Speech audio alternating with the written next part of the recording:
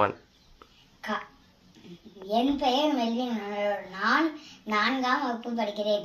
நான் இப்பொழுது கல்வி கண் திறந்த காமராஜரை பற்றி ஒரு சில வார்த்தைகள் கூற வந்துள்ளேன். காமராஜர் விருதுபட்டியில் 1903ஆம் ஆண்டு ஜூலை 15ஆம் தேதி பிறந்தார். இவரது பெற்றோர் குமாரசாமி நாடாள், சிவகாமி அம்மாள் ஆவாள். காமராஜர் சிறிய வயதிலேயே அவருடைய தந்தையை இழந்தார். மாமாவின் துணிக்கடையில் வேலை செய்தார். சிறிய வயதிலிருந்து அரசியல் ஆர்வம் கொண்டவர். 1954ஆம் ஆண்டு தமிழகத்தில் முதல்வராக பொறுப்பேற்றார். ஏழை எளிய மாணவர்களுக்கு மதிய உணவு திட்டத்தை வழங்கினார். இலவச கல்வி திட்டத்தை உருவாக்கினார். பல பள்ளிக்கூடங்களை திறந்து வைத்தார். இதனால் மக்கள் காமராஜரை கல்வி கண் திறந்த காமராஜர் என்று கூப்பிடுகிறார்கள்.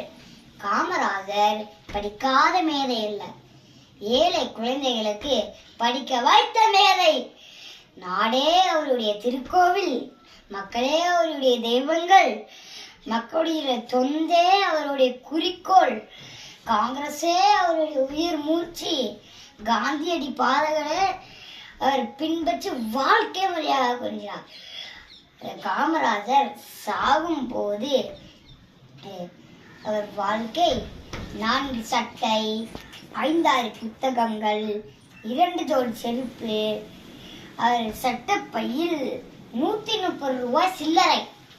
நாட்டுக்காக உழைத்த மன்னருடைய காசை பார்த்தீர்களா?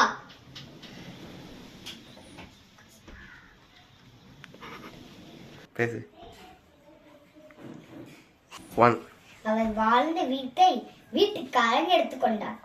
அவர் காரை அரசு எடுத்துக்கொண்டது. அவருடைய பூத உடலை நெருப்பு எடுத்துக்கொண்டது. ஆனால் அவருடைய மனமான வாளை வரலாறு எடுத்துக்கொண்டது. ஒரு கோவில் திறந்தால் இந்துக்களுக்கு மகிழ்ச்சி, ஒரு சர்ச் திறந்தால் கிறிஸ்துவுக்கு மகிழ்ச்சி, ஒரு மசூதி திறந்தால் இஸ்லாமருக்கு மகிழ்ச்சி. ஆனால் ஒரு பள்ளிக்கூடம் திறந்தால் நம்மளை படைத்த ஆண்டவருக்கே மகிழ்ச்சி. நன்றி. காமராஜர் பிறந்த நாளை பள்ளிக்கூடம் திருநாளாக கொண்டாடுகிறோம். நன்றி.